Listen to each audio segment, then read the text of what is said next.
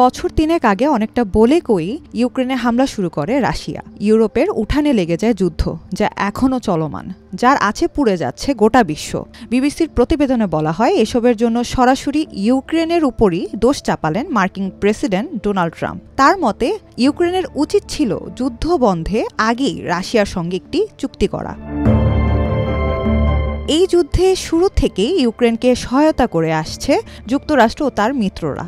তবে এবার নতুন প্রেসিডেন্ট ডোনাল্ড ট্রাম্প যুদ্ধ বন্ধে দৃশ্যমান পদক্ষেপ নিয়েছেন। তার উদ্যোগে সৌদি আরবের রিয়াদে শান্তি আলোচনা হয় রাশিয়া ও মার্কিন কর্তৃপক্ষের। কিন্তু মজার বিষয় হলো, এই আলোচনায় ডাক পায়নি ইউক্রেন কিংবা ইউরোপের কেউ। এতে ক্ষুব্ধ হয়েছেন ইউক্রেনের প্রেসিডেন্ট ভ্লাদিমির জেলেনস্কি।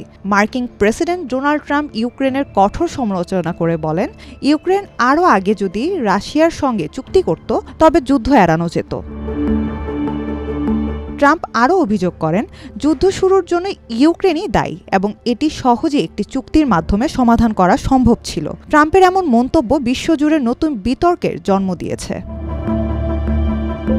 ইউক্রেন যুদ্ধ নিয়ে রিয়াদে রাশিয়া ও যুক্তরাষ্ট্রের শীর্ষ কর্মকর্তাদের মধ্যে প্রথমবারের মতো উচ্চ পর্যায়ে বৈঠক অনুষ্ঠিত হয়। এতে যুদ্ধ বন্ধের আলোচনা শুরু করার বিষয়ে উভয় পক্ষ একমত হয়। তবে রাশিয়ার পররাষ্ট্রমন্ত্রী সের্গেই ল্যাভরভ স্পষ্ট জানিয়ে দিয়েছেন, কোনো চুক্তির অধীনে ইউক্রেন ন্যাটো সদস্য দেশগুলোর শান্তিরক্ষা বাহিনী মেনে নেবে না রাশিয়া। তিনি আরও বলেন, রাশিয়া ও যুক্তরাষ্ট্র একে অপরের দেশে রাষ্ট্রদূত নিয়োগ করবে এবং পূর্ণ সহযোগিতা পুনরুদ্ধারের জন্য কাজ করবে।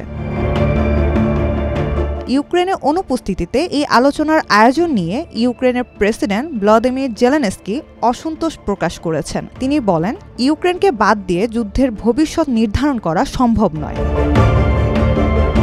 ট্রাম্পের মতে, আমি শুনেছি তারা আসন না পাওয়ায় হতাশ হয়েছে, কিন্তু তারা 3 বছর ধরে এবং তার আগেও অনেক সময় ধরে আসন পেয়েছে। এটি খুব সহজেই নিষ্পত্তি করা যেত। আপনাদের এটি কখনোই শুরু করা উচিত হয়নি।